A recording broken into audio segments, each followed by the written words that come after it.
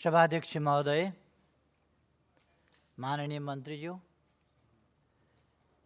खेलकुद परिषदका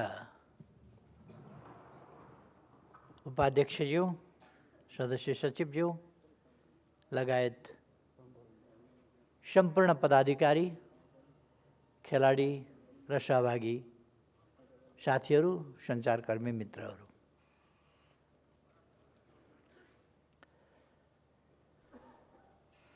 सबैजसो भन्नुपर्ने कुरा त रमेश सिलवालजीले भनिसक्नुभएको छ। त्यसकारण मैले धेरै कुरा भनिरहनु पर्ने जस्तो लाग्दैन।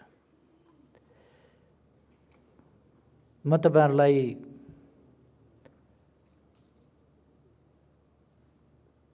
खास गरी साउथ एसियाली गेम्समा जुन सफलता नेपाली खेलाडीहरूले प्राप्त गर्नुभयो त्यसका निम्ति फेरि पनि बधाई भन्न चाहन्छु। नेपालका लागि त्यो एउटा धेरै उत्साहजनक र सुन्दर रेकर्ड हो। अघिल्लो भन्दा पछिल्लोमा तुलनै गर्न नसक्ने गरीको प्रगति, त्यो अत्यन्तै प्रशंसायोग्य प्रगति हो र अतुलनीय प्रगति हो। अरू गेमहरूमा पनि पछिल्ला दिनहरूमा आएर नेपालले प्रगति गरिरहेको छ। म यसमा खुसी व्यक्त गर्न चाहन्छु। तर हामीले यतिमै सन्तोष गर्ने भने होइन, योभन्दा अझ बढी अगाडि हामी जान सक्दछौँ। एकपल्ट मैले अगाडि जान सक्ने कारणहरू, सम्भवतः क्रिकेट वा फुटबलको के गेम थियो पुल्चोक क्याम्पसको प्राङ्गणमा, इन्जिनियरिङ क्याम्पसको प्राङ्गणमा, त्यहाँ मैले बोल्दाखेरि भनेको थिएँ, हाम्रो भूबनोट नै यस्तो छ जहाँ हिमाली भेगदेखि लिएर पहाड तराई तीनटै भूबनोट छ जहाँ खेल्न हामी अभ्यस्त छौँ। नेपालमा धेरै उचाइसम्म पनि हाई अल्टिट्युड नलाग्ने, धेरै उचाइमा जहाँ अरूलाई हाई अल्टिट्युड लाग्छ त्यहाँ हाई अल्टिट्युड नलाग्ने, त्यहीँ बसोबास गर्ने मानिसहरू हामी छँदैछौँ। तलका मान्छेहरू गयो भने हाई अल्टिट्युड लाग्छ, त्यहीँ बसिरहेकालाई लाग्दैन। अथवा धेरै अल्टिट्युडसम्म, धेरै उचाइसम्म हामी बस्छौँ। त्यहाँ बस्दा, त्यहाँ हिँड्दा, जहाँ अल्टिट्युड लाग्ने भनेको अक्सिजन पातलो हुन्छ, कम हुन्छ, त्यहाँ अल्टिट्युड लाग्छ, उचाइ लाग्छ, लेक लाग्ने भन्छौँ हामी। ती लेक लाग्ने ठाउँहरूमा त्यहाँको जनजीवन सधैँ उत्तिकै सहज, फुर्तिलो रहेको हुन्छ। अर्थात् हाम्रो भूगोल यस्तो छ जहाँ हामी त्यस्ता ठाउँहरूमा दौडिएका फोक्सोहरू, त्यस्ता ठाउँहरूमा उकालीहरूमा कुदेर, ओह्रालीहरूमा कुदेर अभ्यस्त भएको फोक्सो, त्यस्ता उकालीहरूमा कुदेर, उकालीहरूमा पनि भारी बोकेर सुगठित भएका मसल,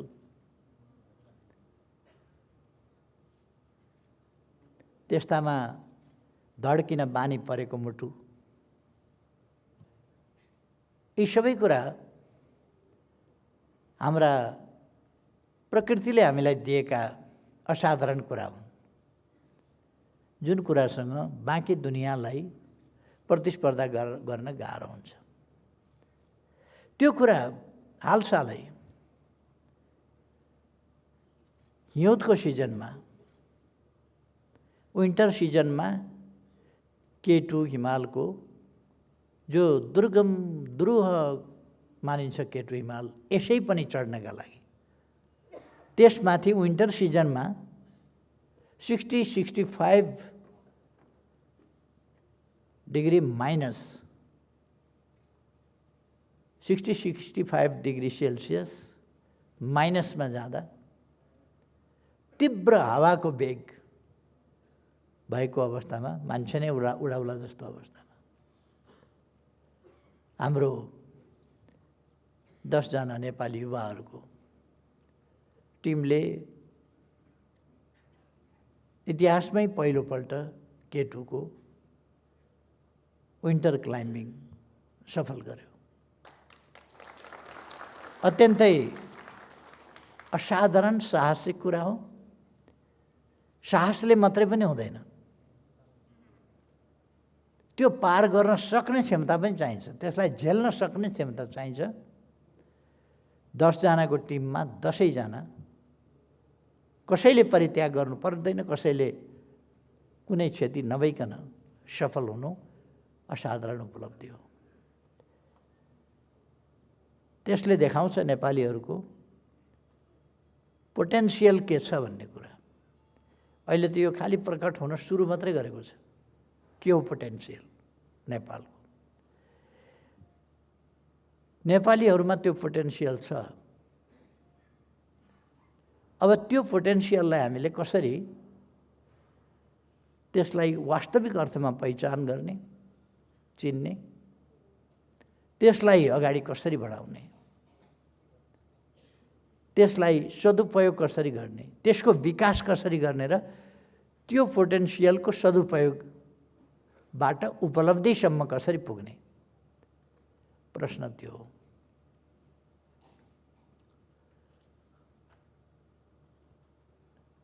खेलकुदका दुईटा क्षेत्र छन्, मैले सधैँ पनि भन्दै आएको छु। तपाईहरुसँग अहिले मैले चर्चा गर्ने खेलकुद प्रतिस्पर्धात्मक खेलकुद एउटा कुरा हो। तपाईहरुसँग अहिले चर्चा गर्ने खेलकुद भनेको प्रतिस्पर्धात्मक खेलकुद हो। राष्ट्रिय प्रतिस्पर्धा, क्षेत्रीय प्रतिस्पर्धा, अन्तर्राष्ट्रिय प्रतिस्पर्धाहरूमा हाम्रो उत्कृष्टता स्थापित गर्दै जाने, प्रतिस्पर्धामा हामी अगाडि बढ्दै जाने, प्रतिस्पर्धामा हाम्रो वर्चस्व स्थापित गर्ने अथवा प्रतिस्पर्धा उन्मुख, प्रतिस्पर्धाका निम्तिको तयारी, प्रतिस्पर्धात्मक खेल एउटा कुरा। कहिले कहिले यस्ता कुराहरूमा ट्यालेन्ट हन्टका कुराहरू चल्छन्। ट्यालेन्ट हन्ट यदि हामीले अब अर्को पाटो खेलको, जो मैले अक्सर भन्ने गरेको छु, खेललाई जीवनको अङ्ग बनाउनु पर्दछ। खेललाई जीवनको अङ्ग बनाउने कुरा खाली राष्ट्रिय, अन्तर्राष्ट्रिय, क्षेत्रीय, जिल्ला स्तरको वा कहीँको टुर्नामेन्ट वा प्रतिस्पर्धा मात्रै होइन, त्यसको तयारी मात्रै होइन, खेललाई एउटा सामान्य जीवनको अङ्ग बनाउने कुरा। कहिले राष्ट्रिय जीवनका अङ्ग बन्छन् ती, कहिले कस्तो। यही कुरा हामी ब्राजिल, अर्जेन्टिना यी देशहरूमा देख्ने गर्छौँ। फुटबल अर्जेन्टिनाका लागि एउटा जीवनको अभिन्न अङ्ग जस्तो। केटाकेटी भएपछि फुटबल लडाउने, फुटबल खेल्ने, फुटबल बालुवामा होस् कि अन्त होस् कि। ब्राजिलको पनि त्यस्तै स्थिति हो। हामीले पेलेको जीवनलाई हेऱ्यौँ भने अथवा अर्जेन्टिनाका मेराडोनाको स्थितिलाई हेऱ्यौँ भने अथवा अरू पछिका खेलाडीहरूलाई हामीले हेऱ्यौँ भने पछि उहाँहरू जस्तै वा उहाँहरूभन्दा उत्कृष्ट भयो होला। तर अझै पनि ती पुराना रेकर्डहरू, पुराना आकर्षणहरू ती बाँकी छन्। त्यो कसरी भयो भन्दा त्यो राष्ट्रिय जीवनको एउटा अङ्गकै रूपमा भयो त्यो खेलहरू ती देशमा। त्यसकारण ट्यालेन्ट हन्ट भन्ने कुरा पनि त्यसबाट प्रतिस्पर्धा गरेर आउन सक्ने, छानिन सक्ने कुरा पनि भएर खोज्नेहरूलाई, खेलाडी खोज्नेहरूलाई, प्रतिभा खोज्नेहरूलाई पनि सजिलो भयो। हामीले स्वास्थ्यका लागि खेलकुद जीवनका लागि खेलकुद त्यो बनायौँ भने त्यसले जीवनलाई तन्दुरुस्ती दिन्छ, स्वस्थ राख्छ, जीवनको एउटा अभिन्न अङ्ग बन्छ। त्यो स्वास्थ्यको निम्ति एउटा अभिन्न अङ्ग बन्छ। त्यो त्यसले औषधिलाई रिप्लेस गरिदिन्छ, बिमारीलाई परै भगाउँछ, प्रतिरोध शक्तिलाई बढाउँछ। र प्रतिरोधी क्षमता खेलकुदमा मात्रै होइन, रोगसँग लड्ने प्रतिरोधी क्षमतालाई पनि त्यसले वृद्धि गर्छ, किनभने सेलहरू चुस्त दुरुस्त तन्दुरुस्त रहन्छन्। शरीरका सेलहरू तन्दुरुस्त रह्यो भने प्रतिरोध क्षमता बढी हुन्छ। तसर्थ खेललाई हामीले जीवनको अङ्ग बनाउन विभिन्न ठाउँमा हामी यस्ता प्रतियोगिताहरू सो गर्ने, त्यो किन गर्छौँ भने त्यसको एट्र्याक्सन बढोस् र समाज त्यसप्रति अलिक आकर्षित, अझ बढी आकर्षित हुँदै जान सकोस्। त्यो कुरा हामी ध्यान दिइरहेका हुन्छौँ। यो एउटा पक्ष हो, खेललाई जीवनको अङ्ग बनाउने, खेललाई प्रतिरोध क्षमता वृद्धि गर्ने एउटा माध्यम बनाउने, खेललाई स्वस्थ जीवनका लागि एउटा पूर्व शर्त हो भन्ने कुरा रियलाइज गराउने र खेललाई एउटा सामाजिक संस्कृतिको रूपमा, जीवन पद्धतिको रूपमा नै हामीले स्थापित गर्ने कुरा। त्यो हाम्रो खेलकुद मन्त्रालय, खेलकुद परिषद, खेलकुद सङ्घहरू, विभिन्न खेलकुद सम्बन्धी क्लबहरू अथवा सचेत नागरिकहरू र सञ्चार माध्यमहरूको पनि यो साझा कर्तव्य हो कि खेल जीवनको एउटा अभिन्न अङ्ग होस्। खेलबाट मानिसले आरोग्यता प्राप्त गरोस्, निरोगी होस्, स्वस्थ जीवन जिउन सकोस्। हरेक उमेरका मानिसले आफ्नो उमेर अनुसारको खेल र एक अवधिमा हामी प्रतिस्पर्धात्मक खेल खेल्छौँ, एक अवधिमा, तर जीवनभरि चाहिँ जीवनका लागि खेल, स्वस्थ जीवनका लागि खेल चाहिँ जीवनभरि रहन्छ, बालपनदेखि बुढौतीसम्म। अब अहिले मैले प्रतिस्पर्धी खेल त खेल्न सक्दिनँ, प्रतिस्पर्धी खेल खेल्न सक्दिनँ भने पनि खेल चाहिँ खेल्न पर्छ अथवा खेल चाहिँ आफ्नो जीवनको अङ्ग बनाउनु पर्छ ताकि स्वस्थ रहन सकियोस्, शरीरलाई चुस्त दुस्त राख्न सकियोस्। यस दिशामा सबैको प्रयास कि हाम्रो समाजको एउटा अभिन्न अङ्ग बनोस्।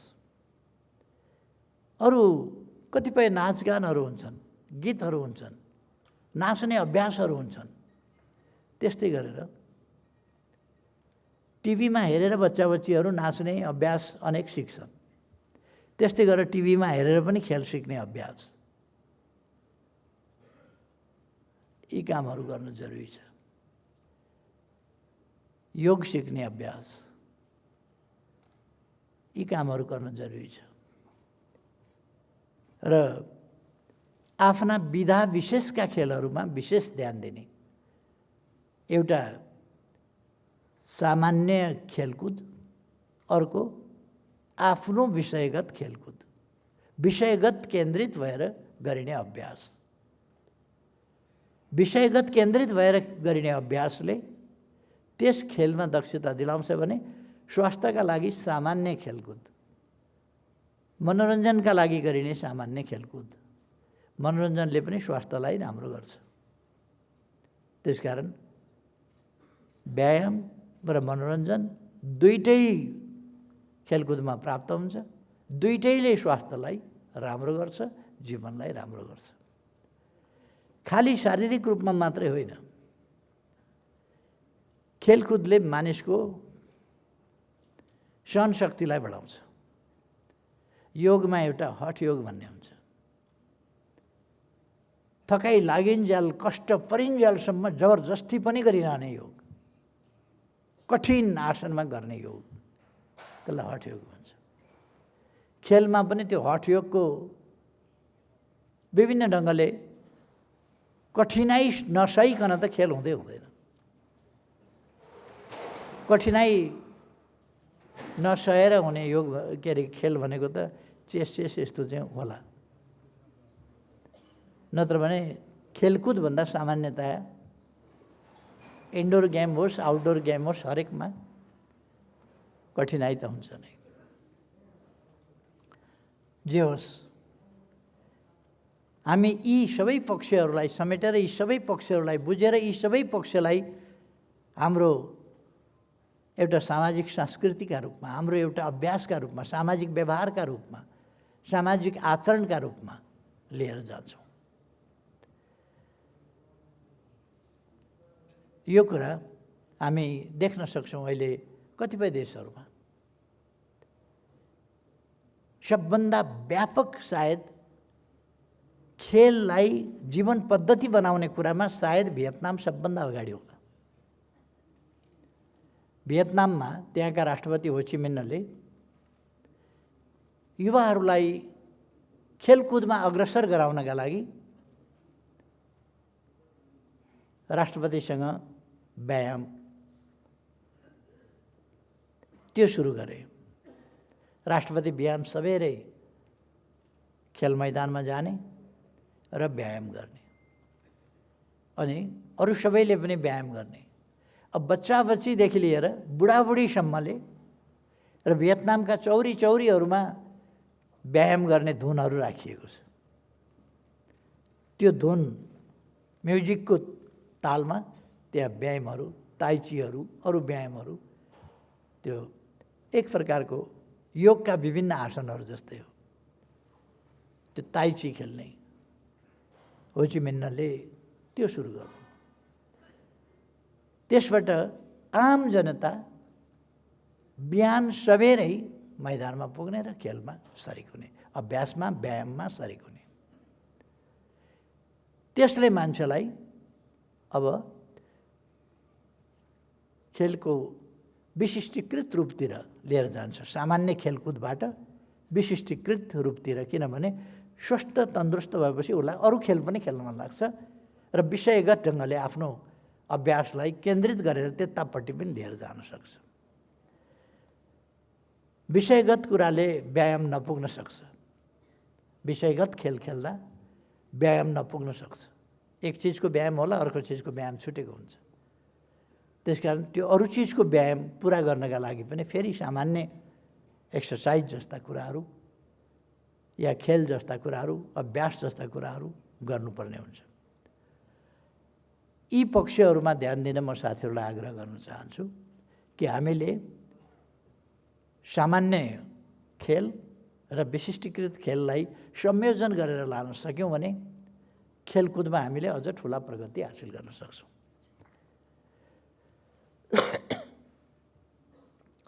यसमा स्वाभाविक रूपमा मानसिक र शारीरिक दुईटै कुराको उत्तिकै महत्त्व छ। खेलमा दुईटै कुराको सबलीकरण आवश्यक छ।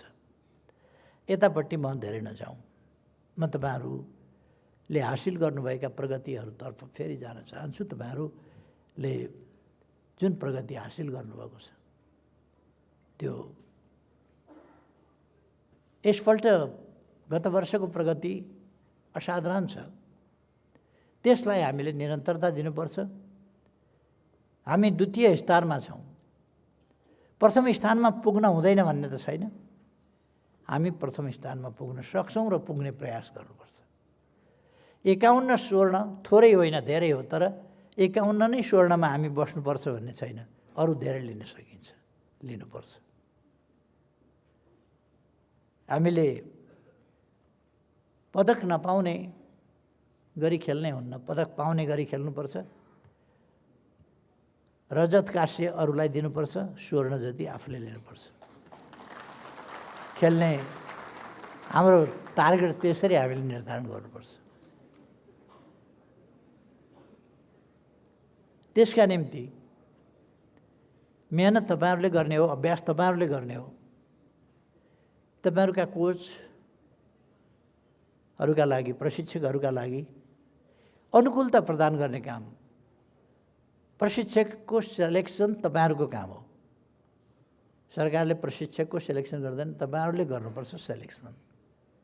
उपयुक्त प्रशिक्षक उपयुक्त भएन भने खेलकुदको मामला होस् या कुनै पनि मामला होस्, पक्ष विपक्ष पक्षधरता कसैको गर्नै हुन्न। राम्रो छ राम्रो छ, राम्रो छैन छैन, यो चाहिँ यस्तो हो त्यसकारण मैले यसलाई प्राथमिकता दिनुपर्छ भन्ने कुरै हुँदैन। खेलमा स्वर्ण पदकलाई मात्रै प्राथमिकता दिन्छौँ हामी, अरू व्यक्तिको प्राथमिकता हुँदैन। मैले पहिले पनि एक दुईपल्ट भनेको छु। एकपल्ट सरकारले साउथ कोरिया टिम पठायो खेल्नका लागि। एउटी बालिकाले ममाथि अन्याय पर्यो, म व्यक्तिगत तवरमा गएर खेल्छु, म स्वर्ण पदक ल्याउने मान्छेलाई खेल्न नदिएर नपठाएर अरूलाई छानियो, मलाई रोकियो, म आफ्नो तर्फबाट जान्छु भनेर खेलमा गइन् र उनले स्वर्ण पदक जितेर ल्याइन्। त्यस्तो जजमेन्ट आइन्दा हुनु हुँदैन। स्वर्ण पदक ल्याउनेलाई रोकिदिने, उसले म ल्याउँछु भनेर व्यक्तिगत तवरमा जानुपर्ने र स्वर्ण पदक नभन्दै जितेर आउने। अनि सरकारले बलजफ्ती छनौट गरेका, ट्रेनिङ गरेकाहरू त्यो काम लागेन। त्यस्तो सेलेक्सन किन हुन्छ? त्यस्तो सेलेक्सन नहोस्। खेलकुदमा सेलेक्सन त्यस्तो हुनु हुँदैन। त्यसकारण म पदाधिकारीजीहरूलाई आग्रह गर्न चाहन्छु, छनौटकर्ताहरूलाई आग्रह गर्न चाहन्छु र तालिम दिँदाखेरि पनि तपाईँले पोटेन्सियल हेरेर सेलेक्सन गर्नुहोस्। तालिमकै सुरुदेखि नै पोटेन्सियल हेरेर तपाईँ पठाउन चाहनुहुन्छ ओलम्पिकमा। अब मलाई तपाईँहरूले पोलजम्पमा छानेर पठाउनु भने के को पोलजम्प हुन्छ मबाट?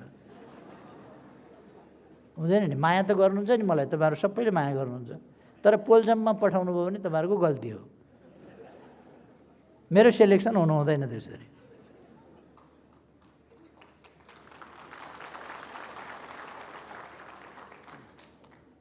माया गर्नु आफ्नो ठाउँमा छ, तर सेलेक्सनमा भेदभाव तलमाथि हुनु हुँदैन। सेलेक्सन, ट्रेनिङको सेलेक्सनदेखिकै सेलेक्सन फेयर हुनुपर्दछ, पोटेन्सियल हेर्न पर्दछ, ट्यालेन्ट छनौट गर्नुपर्दछ र त्यहाँनेरि प्रशिक्षकको प्रशिक्षणको इन्भेस्टमेन्ट, त्यो पनि इन्भेस्टमेन्ट हो एउटा। त्यो इन्भेस्टमेन्ट पनि ठिक ठाउँमा गर्नुपर्छ। त्यसो भएपछि त्यहाँबाट राम्रो उत्पादन आउँछ। यो खेलकुदको क्षेत्र उत्पादक कि अनुत्पादक भनेर, अब यसले धान त फलाउँदैन, गहुँ मकै आलु पनि फलाउँदैन, यसले ज्याकेट पनि निकाल्दैन, जुत्ता पनि सिउँदैन, त्यसो भएर यसलाई अनुत्पादक भन्नु हुँदैन। अनि यो उत्पादक क्षेत्र हो भनेर यसले ठुल्ठुला मकै गोया फलाउँछ र त्यो पनि होइन। यसको उत्पादन आफ्नो खालको हुन्छ। 10 जना हाम्रा युवाहरू गए K2, विन्टर सिजनमा K2 को सफल आरोहण गरे। That's a great achievement for the nation. जसले देशको प्राइड, देशको गौरव बढायो नि, त्यही उत्पादन हो। त्यसले तपाईँ हामी सबैलाई गौरवान्वित बनायो। हामीहरू जस्ता अलिक ढल्किँदा उमेरकालाई अलिक गौरवान्वित मात्रै बनायो। तपाईँहरूलाई त हौसला दिएको छ नि, प्रोत्साहन दिएको छ नि त्यसले, हामी गर्न सक्छौँ भन्ने। त्यसको उत्पादन त्यो हो। त्यसै गरेर 51 स्वर्ण ल्याउँदा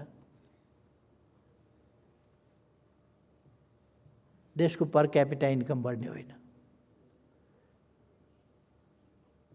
जिडिपी पनि बढ्ने होइन। तर त्यसले देशमा केही फरक पार्दैन? अवश्य फरक पार्छ।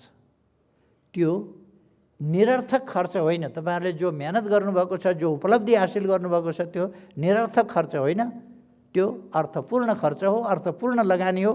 त्यसले प्रतिफल आफ्नो ढङ्गको प्रतिफल दिन्छ। यो बेकारको खर्च होइन। यहाँ अनुत्पादक क्षेत्र भनेर कसैले भन्छ भने त्यो बेकारको खर्च भन्ने अर्थमा भनिराखेको छ। त्यो बेकारको खर्च, खेलकुद क्षेत्रको खर्च बेकारको खर्च होइन। यसले देशलाई, सिँगै देशलाई स्वस्थ रहन प्रेरित गर्दछ। युवाहरूलाई, बालबालिकाहरूलाई खेल क्षेत्रतर्फ आकर्षित गर्दछ, जसले उनीहरूलाई स्वस्थ, चुस्त, दुरुस्त रहन, स्फूर्ति रहन मद्दत गर्छ र उनीहरू ठुला ठुला काममा सफलता प्राप्त गर्छन्। शारीरिक र मानसिक रूपमा स्वस्थ रहनका लागि खेलले मद्दत गर्छ। खेलाडीलाई मात्रै होइन, बाँकी सबैलाई पनि त्यसले मद्दत गर्छ। त्यसकारण यो निरर्थक ठाउँको खर्च होइन, अर्थपूर्ण ठाउँको। अनुत्पादक बनेको निरर्थक खर्च होइन। त्यसकारण यसलाई हामीले एउटा बहुतै मल्टिपल इम्प्याक्ट, मल्टिपल इफेक्ट दिने क्षेत्रको रूपमा यस क्षेत्रलाई, खेल क्षेत्रलाई बुझ्नुपर्छ। यसको एउटा टिम र अर्को टिम, एउटा क्लब र अर्को क्लबका बिचमा एउटा सिल्डका लागि भएका खेलमा त्यो क्लबको प्रतिष्ठाका लागि कति प्रतिस्पर्धा भइरहेको हुन्छ। जिल्ला जिल्लाका बिचमा खेल हुन्छ, अन्तर जिल्ला। त्यो जिल्ला जिल्लाको प्रतिष्ठाका लागि कुन जिल्लाले जित्यो भनेर यसमा मान्छे खेलकुद मन्त्रीजी हुनुहुन्छ, उहाँ देशभरिकै खेलकुद मन्त्री हो। तर नुवाकोटले जित्यो भन्यो भनेदेखि गरेर ठाडा कान लगाइहाल्छ। दुनियाँमा यदि साउथ एसियामा नेपालले जित्यो भन्यो भने ठाडो कान लाउनुहुन्छ। प्रदेशहरूमा 3 नम्बरले जित्यो भन्यो भने ठाडो कान लाउनुहुन्छ भनेर। जिल्लाहरूमा नुवाकोटले जित्यो भने फेरि जितेछ है मेरो जिल्लाले भन्ने उहाँलाई परिहाल्छ। यो यस्तो चिज हो जसले मान्छेलाई बहुत उत्साहित गर्छ, छुन्छ त्यसले। यस्तो किन हुन्छ? अथवा मान्छे अत्यन्तै सेन्सिटिभ प्राणी हो। यसको मेमोरी पावर, यसका अरू पक्षहरू बहुतै सेन्सिटिभ छन्, बहुतै सेन्सिटिभ प्राणी हो। मान्छे बुझ्छ, चेतनशील छ, ज्ञानी छ, त्यसकारण यो सेन्सिटिभ पनि छ। जित्ने र हार्ने कुराको अरू पशुपन्छीहरूलाई पनि केही केही अर्थ रहन्छ जित्ने र हार्ने कुराको। तर मान्छेलाई जित्ने र हार्ने कुराको सानो अर्थ होइन। विश्वयुद्ध भएका छन् जित्ने र हार्ने कुराको अहङ्कारले, विश्वयुद्ध भएका छन् हार्ने र जित्ने कुराले। देश देशका बिचमा हामी लगभग भन्ने हो भने इतिहासभन्दा प्राय हामी विकासका इतिहासभन्दा लडाइँका इतिहास पढ्छौँ, हार र जितका इतिहास पढ्छौँ। हामीले इतिहास भन्यौँ भने नेपालको इतिहासभन्दा बढ्ता चाहिँ कसले कहाँ लड्यो, कसरी लड्यो, के गर्यो, कसले बहादुरी देखायो, को जित्यो, को हार्यो, इतिहास पढ्दा बढ्ता चाहिँ जित र हारकै पढिन्छ। त्यसो भएर आज मान्छेले विश्वमा अशान्ति किन मचाइरहेछ? अशान्ति किन मचाउँछ? त्यही जित र हारका लागि।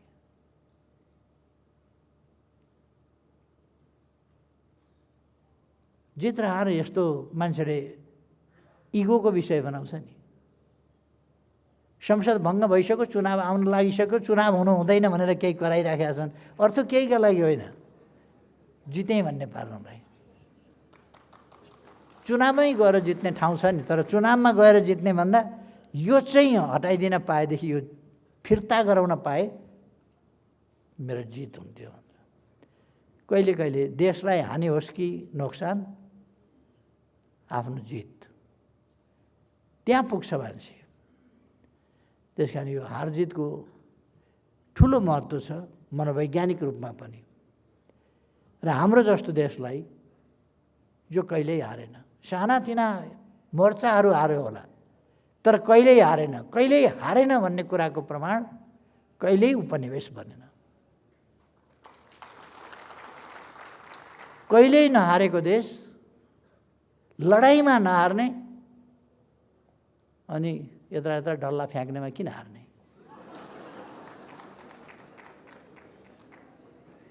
तोपसँग नहार्ने, गोला बारुदसँग नहार्ने, काठमारसँग नहार्ने, अङ्ग्रेज लड्न आउँदा तोप लिएर आउँदाखेरि नहार्ने, खुकुरीले जितिदिने, त्यस्ता नेपालीले खेल भने कि एउटा भकुण्डै हान्ने त हो नि। क्रिकेटमा एउटा बल हान्ने त हो नि। किन हार्नु परेको छ त्यसमा चाहिँ? त्यस कारण त्यसमा पनि नहार्ने। अब हामी हार्यौँ किन त?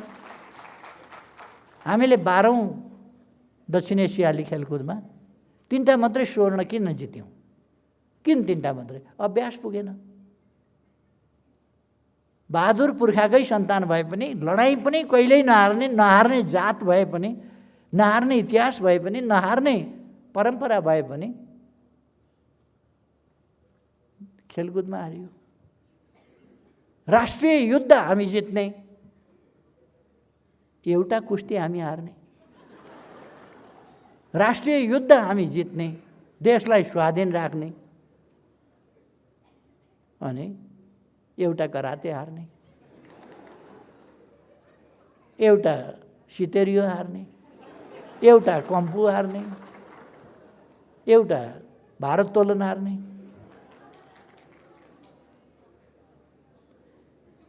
त्यसकारण यो हामीलाई मिलिराखेको छैन। यो नमिलेको कुरा मिलाउनका लागि हामीले आफ्नो अभ्यासलाई जित्ने तहमा उठाउन जरुरी छ। अरू कुनै कुरामा हाम्रो कमी होइन। अभ्यासलाई जित्ने तहमा उठाउन राम्रो प्रशिक्षक, latest technology, sports technology, latest sport technology, त्यसका लागि इक्विपमेन्ट्स एन्ड फेसिलिटिज। र म तपाईहरुलाई के भन्छु भने तपाईहरुलाई ती कुराहरू उपलब्ध गराउन गच्छेअनुसार लग्जरियस हिसाबले होइन, अपरिहार्य ढङ्गले न्यूनतम आवश्यकताको परिपूर्ति गर्ने हिसाबले कमसेकम सरकार तयार छ, सरकारले सपोर्ट गर्छ। मैले यहाँ लग्जरियस भनेको के भने कहिले कहिले म कतिपय ठाउँमा देख्छु त्यत्रो बिघ्न चिजहरू नभए पनि हुन्छ, तर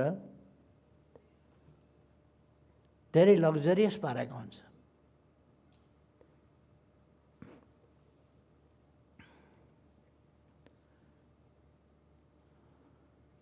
त्यो फ्रान्सको एउटा मनमात्र भनेको माउन्ट, यसो अलगलको डिस्को परेको छ क्या त्यो ठाउँ। मन्त्रे भनेर लेख्छ, त्यसलाई उनीहरू उच्चारणमा मन मात्र भनेर उच्चारण गर्छन्। मन भनेको म मात्र, म मात्र, माउन्ट मात्र। त्यहीँ बसेर विश्व प्रसिद्ध आर्टिस्टहरूले विश्व प्रसिद्ध आर्टहरू पैदा गरेका छन्, देखाउँछन्, रचना गर्छन्। त्यो मन मात्र भनेको एउटा आर्टिस्टहरूको थलो हो।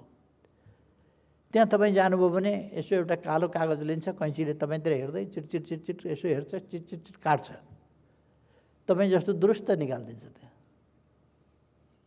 कैँचीले काटेर दुरुस्त निकाल्छ, अनि तपाईँलाई दिन्छ। ए मैले पैसाका लागि होइन, मैले आर्ट मात्रै तपाईँलाई सेयर गरे हुँ भन्छ, दिन्छ।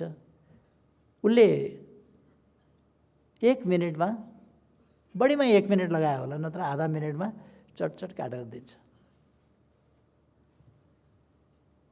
तर तिनीहरूसँग त्यत्रो एकदम फेसनेबल चिजहरू हुँदैन। म कहीँ कहीँ हेर्छु आवश्यकताभन्दा बढी फेसनेबल चिज, लेस आर्ट मोर इक्विपमेन्ट्स, त्यस्तो थुप्रै ठाउँमा देखिन्छ। उनीहरूसँग लेस इक्विपमेन्ट हुन्छ, तर आर्ट चाहिँ यति स्ट्यान्डर्डको, यति हाई लेभल स्ट्यान्डर्डको आर्टहरू उनीहरू पैदा गर्छ। एकछिन यहाँ बसिदिनुहोस् त भन्छ, एउटा मुढा राख्छ, त्यहाँ बस्दा बस्दै खरखर पर्छ, क्यामेराले खिचे जस्तै तपाईँको फोटो निकालिदिन्छ, आश्चर्यचकित बनाउने गरी। अर्थात् हामीले न्यूनतम हाम्रा आवश्यकताहरू परिपूर्ति गर्ने त्यो काम गर्नुपर्छ। हामी बजारमा आवश्यक सामान किन्न जाने हिसाबको कारोबार गर्नुपर्छ, सपिङ जाने हिसाबको कारोबार होइन। बजारमा सामान किन्न जानु र सपिङ जानु फरक छ। तपाईँ हामी कहिले कहिले आवश्यक सामान किन्न जान्छौँ, कहिले कहिले चाहिँ सपिङ गर्न जान्छौँ। खास गरेर यङ जेनेरेसन सपिङ गर्न जान्छ। आज सपिङमा जाने, सपिङ भनेको के हो भने पैसा बोकेर जाने, गएर हेर्दै जाने, कुन चाहिँ राम्रो लाग्छ त्यो किन्ने, कुन राम्रो लाग्छ त्यो किन्ने, चाहिएर होइन। भने के ल्यायो भन्दाखेरि यो किन गएको थियो भन्दाखेरि सपिङ गर्न, दाल किन्न होइन, चामल किन्न होइन, चाहिएको कपडा किन्न होइन, ज्याकेट जाडो भयो ज्याकेट किन्नु पऱ्यो हिउँदमा, त्यसका लागि होइन, राम्रो देख्यो त्यस कारण उठायो, द्याट्स सपिङ। हामी सपिङ, हाम्रो गभर्मेन्टले सपिङ एफोर्ड गर्न सक्दैन, तर दैनिक जीवनका लागि आवश्यक पर्ने सामान एफोर्ड गर्न सक्छ। त्यो एफोर्ड अनुसारको तपाईँहरूलाई सहयोग हुन्छ, आवश्यक सामग्रीको सहयोग पुग्छ, हुन्छ। त्यो तपाईँहरूले यस पक्षलाई बुझ्नुहुन्छ भन्ने लाग्छ। रमेशजीले भन्नुभयो बजेट घट्यो यसपल्ट, यो कोरोनाले घटायो होला। यो कोरोनालाई सन् 2021 भित्रै हामी लखेट्दैछौँ। अब लखेट्न सुरु गरिसकेका छौँ, बजेट पनि बढ्न थाल्छ। र पहिलेको बजेटभन्दा घट्ने होइन, पहिलेको बजेटभन्दा बढेर आउँछ खेलाडीहरूलाई खेलको क्षेत्रमा।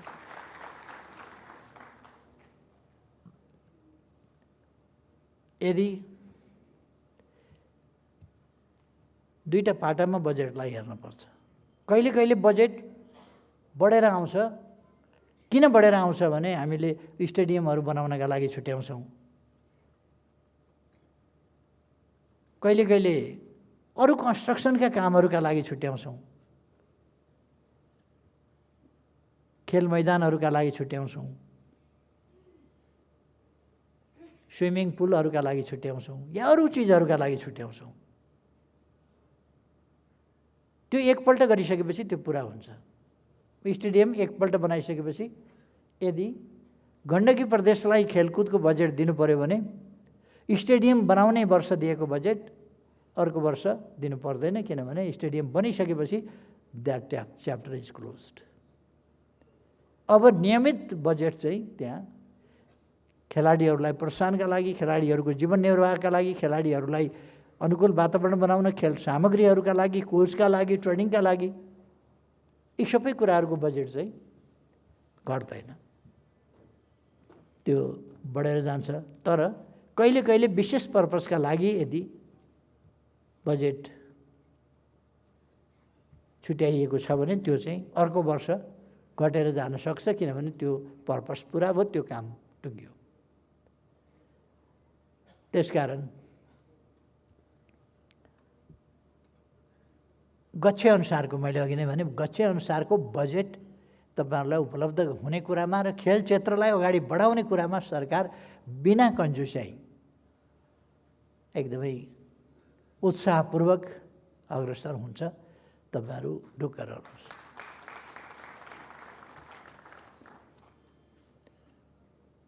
मलाई विश्वास छ अहिले खेल क्षेत्रलाई स्वस्थ बनाउन खेलका अभिभावक संस्थाहरू स्वस्थ हुनुपर्दछ। अभिभावक संस्थाहरू स्वस्थ छन् भने खेल क्षेत्र स्वस्थ हुन्छ। मैले विश्वास लिएको छु अहिलेको अभिभावक संस्था यसमा स्वस्थ छ, स्वस्थ ढङ्गले व्यवहार गर्छ। आगामी दिनमा हामी अझ ठुल्ठुला, अझ बढी प्रगति गर्नेछौँ र अझ ठुल्ठुला उपलब्धिहरू हासिल गर्नेछौँ। हामीले केही खेलहरू हाम्रा आफ्ना खालका भूगोल अनुसारका खेलहरू डेभलप गर्ने र तिनीहरूलाई प्रतिस्पर्धामा सामेल गर्दै जाने आवश्यकता होला। प्याराग्लाइडिङमा हामीले जितेको त्यस्तै होइन र?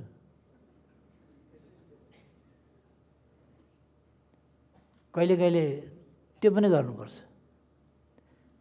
हाम्रो भूगोल अनुसारका स्पोर्ट्स गेम्स डेभलप गर्ने, त्यसलाई इन्क्लुड गर्ने।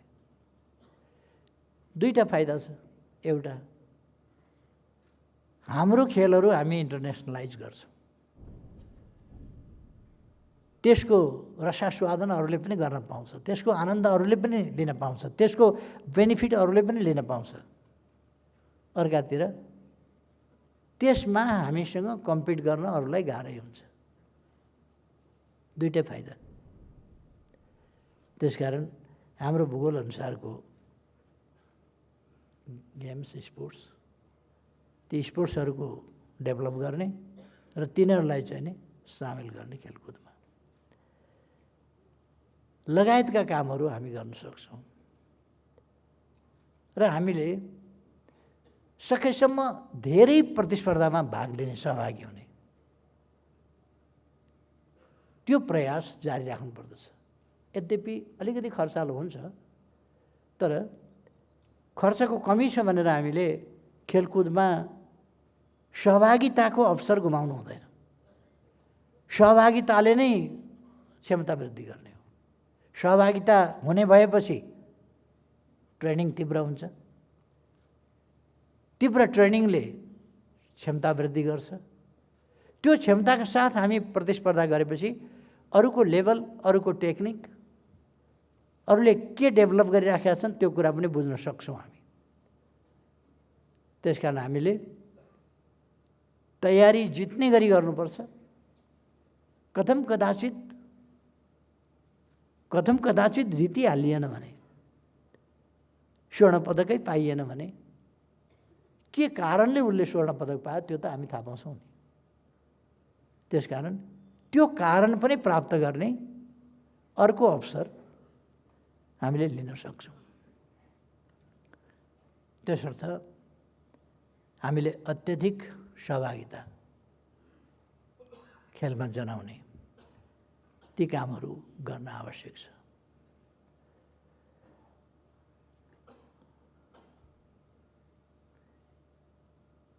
तपाईँहरूको खेलमा, खेलकुद क्षेत्रमै युनिटी, यो खेल क्षेत्र त यस्तो हो, आफूलाई मुक्का हान्दै गरे हुन्छ, आफूलाई लात गर्दै गरे हान्दै गरे हुन्छ, आफूलाई चोट पुर्याउँदै गरे हुन्छ, आफूलाई उचालेर पछाड्दै गरेको हुन्छ। तर पनि खेल्ने बेलामा पनि यसो मिलाएर, हात मिलाएर खेल सुरु गर्ने, जिते हारेपछि पनि फेरि पुरानो हाम्रो मित्रता हारजित पछि पनि कायम छ है भनेर यसो हात मिलाउने चलन हुन्छ।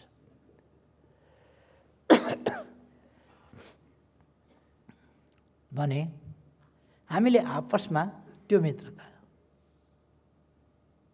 राखेर त्यो मित्रताका साथ अगाडि बढ्ने ती कामहरू गर्नुपर्दछ। अब कोभिड-19 बीचमा बेसरी चम्किएको थियो, हिजो कति हजार पुगेको थियो दिनमा, त्यसबाट हिजो 157 जना कतिमा झर्यो, कसैको पनि मृत्यु भएन अथवा यो कमजोर हुँदै आएको छ।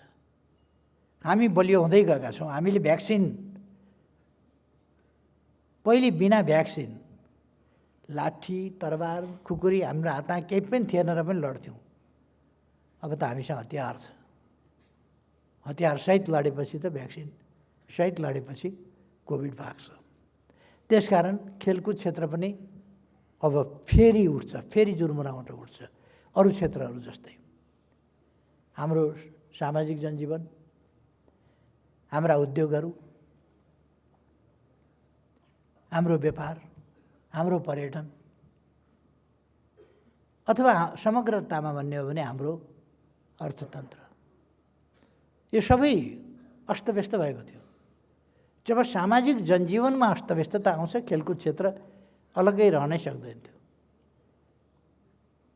सोसल डिस्टेन्स मेन्टेन गरेर तपाईँ जुडो कसरी खेल्नुहुन्छ? अनि सोसल डिस्टेन्स मेन्टेन गर भने 2 मिटर परबाट जुडो कसरी खेल्ने? खेल त पछाडि पर्नै भयो। यस बीचमा खेल पछाडि पर्न स्वाभाविक हो, तर आगामी दिनमा अब खेल फेरि अगाडि बढ्छ। हामी कोभिडलाई पराजित गर्दैछौँ र हामी अगाडि बढ्छौँ। मैले भन्नुपर्ने अरू धेरै कुराहरू छैन। नेपालको खेल क्षेत्रको सफलताको कामना गर्छु। कामना मात्रै होइन, यसमा सरकारको सहयोगी भूमिका रहन्छ। तपाईहरूले आफ्नो कामको कदर होस् भन्ने इच्छा राख्नुभएको छ। झन्डै भन्ने हो भने कामको कदर अलिक धित मर्ने गरी मैले नै सुरु गरेँ होला। खेल क्षेत्रमा मैले नै सुरु गरेँ हुँ कामको कदर, खेलाडीहरूलाई पुरस्कृत गर्नेदेखि लिएर यो क्रम अझ अगाडि बढ्नेछ र तपाईँहरूका कुराहरू अघि रमेश सिलवालजीले राख्नुभएको छ, त्यो मैले सुनेको छु। अब इन्टरेक्सनमा साथीहरूले केही रिटन क्वेसन छन् भन्नुभएको छ, त्यो रिटन क्वेसनको सम्बन्धमा पनि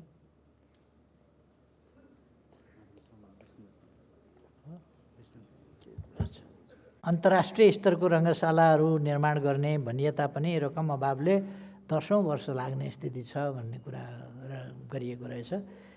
त्यस्तो हुँदैन। केही ठाउँमा चाहिँ मानिसहरूको इगो, केही अनावश्यक र अनुचित ढङ्गको राजनीतिकरण,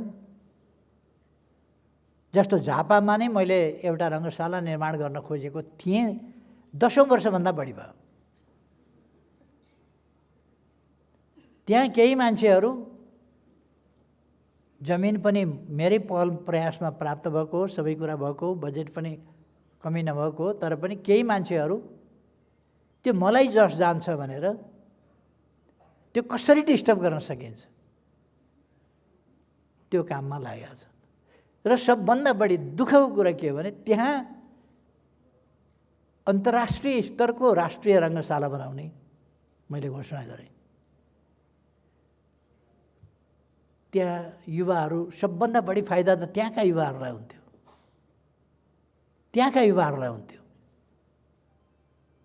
त्यो रङ्गशालालाई फेरि एउटा औपचारिक रङ्गशाला मात्रै होइन, विभिन्न तहका अभ्यासका लागि बाहिर पनि क्रिकेट मैदान, बाहिर पनि खेल मैदान, फुटबल मैदान, यस्ता मैदानहरू, भलिबल मैदान, अरू मैदानहरू बाहिर पनि, जसले गर्दाखेरि एकदमै र स्थितिमा पनि कच्चा स्थितिमा पनि अभ्यासहरू गर्न सकियोस्, त्यसबाट भित्र पस्ने स्थिति बन्न सकोस्, त्यस्ता प्रबन्धसहित गर्न खोजिएको।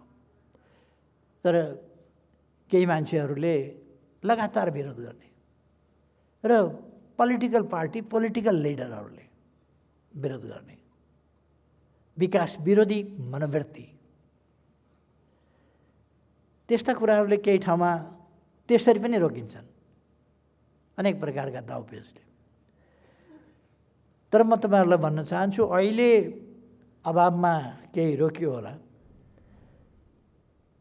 अर्कोपल्टबाट अब आउँदो बजेटबाट यो चुनावको लगत्तै पछि तपाईँहरूलाई थाहा छ वैशाख 27 गते चुनाव दोस्रो चरणको पनि सकिन्छ, जेठ 15 गते बजेट आउँछ।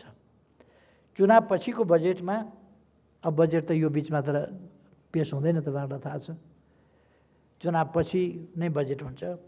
त्यस बजेटमा हामी यस पक्षलाई यी कुराहरूलाई ध्यान राख्छौँ र बजेटको अहिले पो हामीलाई चाहिँ कमसेकम 15-20 अर्ब रुपियाँ चुनावमा खर्च गर्नुपर्ने होला। अर्को वर्ष त त्यस्तो आकस्मिक बजेट त खर्च गर्नुपर्ने हुँदैन। त्यसो भएपछि 5 वर्ष हामी त्यस्तो आकस्मिक बजेट, अलिकति स्थानीय निर्वाचन र प्रदेश निर्वाचनहरूका लागि खर्च हुन्छ, त्यसबाहेकका त्यो पनि 1 वर्ष हुँदैन, अर्को वर्ष मात्रै हुन्छ। त्यसपछि हामी यस्ता कुराहरूमा अल्मलिनु पर्दैन र बजेट अलिक पर्याप्त मात्रामा नै हामी लान सक्छौँ र रङ्गशाला निर्माण गर्ने कुराहरूलाई हामीले घोषणा गरि नै सकेका छौँ। त्यो हामीले घोषणा गरेको काम नगर्नलाई होइन, हामीले जे घोषणा गर्छौँ त्यो काम गर्छौँ। पूर्व पश्चिम राजमार्ग विस्तार गर्ने भन्यौँ, विस्तार गऱ्यौँ। धरहरा बनाउने भन्यौँ, बन्दैछ, टुङ्गिन लागेको छ, तपाईँहरू हेर्नुहुन्छ होला। रानी पोखरी बनाउने भन्यौँ, बनायौँ, तपाईँहरूले देख्नुभएको छ।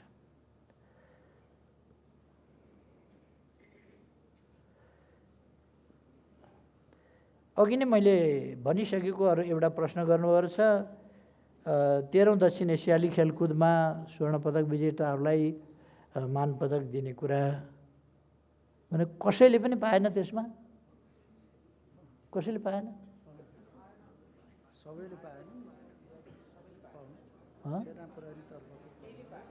केहीले पाए, केहीले पाएन, सबैले पाउनु पर्यो भन्ने कुरा। यसमा आगामी दिनमा ध्यान दिउँला।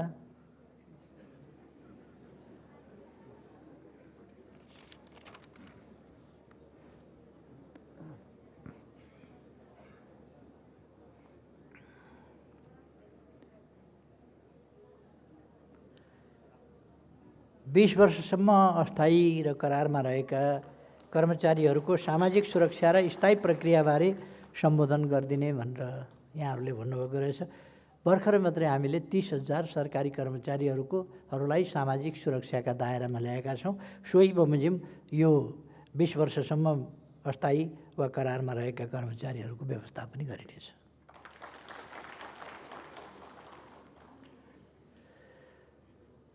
मुलपानी क्रिकेट रङ्गशाला अझै बनिसकेको छैन, त्यो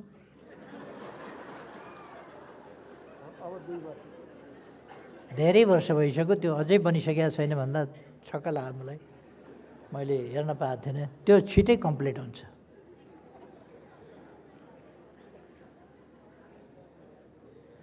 विद्यालय स्तरदेखि खेलकुदको विकास गर्ने योजना सरकारको तर्फबाट के छ भन्नुभयो। मैले यस सम्बन्धमा विद्यालय र विद्यालयभन्दा बाहिरदेखि खेलकुदको विकास कसरी गर्नुपर्छ, सामाजिक जीवन र जीवन पद्धतिको रूपमा लानुपर्छ र जति व्यापक खेलको विस्तार हुन्छ त्यति व्यापक हामी ट्यालेन्ट हन्ट गर्न पनि सक्छौँ अथवा खेलाडीको छनौट पनि त्यसै गरी गर्न सक्छौँ। त्यसकारण मैले अर्जेन्टिनाको उदाहरण दिएँ, मैले ब्राजिलको उदाहरण दिएँ, विभिन्न देशहरूको उदाहरण दिएँ कि कसरी त्यहाँ एउटा खेल संस्कृतिको रूपमा विकास भएको छ, विद्यालय र विद्यालयभन्दा बाहिर समेत, विद्यालयमा पनि र विद्यालयभन्दा बाहिर पनि।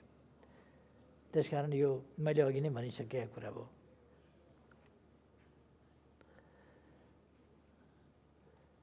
बिस 25 वर्षसम्म कर्मचारीको बढुवा नभएको भन्नुभयो रहेछ। किन बढुवा गर्ने ठाउँै छैन क्या हो? कहिले कहिले ठाउँ हुँदैन क्या।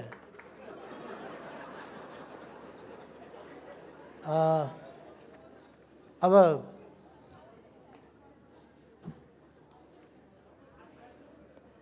खेलकुद परिषदको अध्यक्ष भइसकेपछि त्यसलाई फेरि उपाध्यक्षमा बढुवा गर्न भएन के अरे? त्यस्तै पर्या हो भने, नत्र भने त बढुवा कसरी नभएको? 20औं वर्षदेखि 20-25 वर्षदेखि कर्मचारीको बढुवा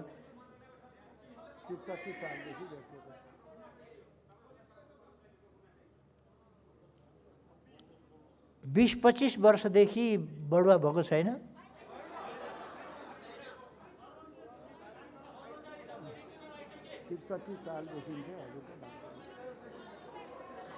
अच्छा, म माननीय मन्त्रीज्यूलाई यस सम्बन्धमा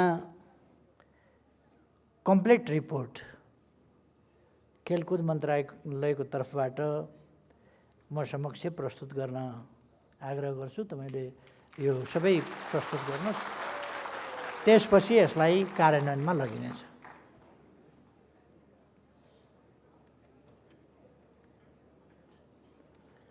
नयाँ नियुक्ति पनि अगाडि बढेको छैन भन्नुभएको रहेछ।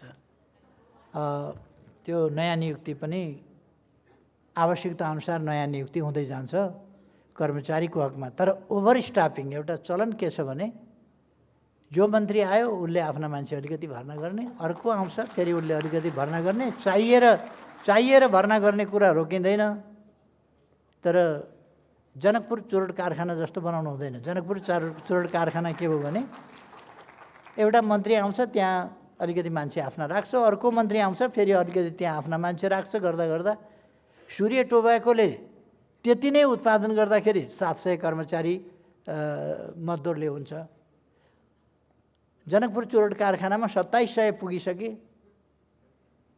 त्यो उत्पादनले त्यहाँ तनखा खुवाउने भ्याउँदैन त कसरी उद्योग चल्छ?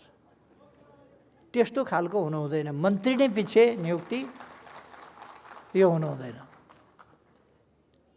खेलकुदमा उपाध्यक्ष आए, सदस्य सचिव आए, मन्त्री आए, हरेकले आफ्ना आफ्ना मान्छे नियुक्ति गर्नुपर्ने यो होइन। आवश्यकता अनुसार आवश्यक सङ्ख्यामा आवश्यक दरबन्दी सिर्जना गरिनेछ र नयाँ नियुक्ति पनि सुरु गरिन्छ। म साथ भन्न चाहन्छु। अरू प्रश्नहरू साथीहरूका त्यति नै हुन्।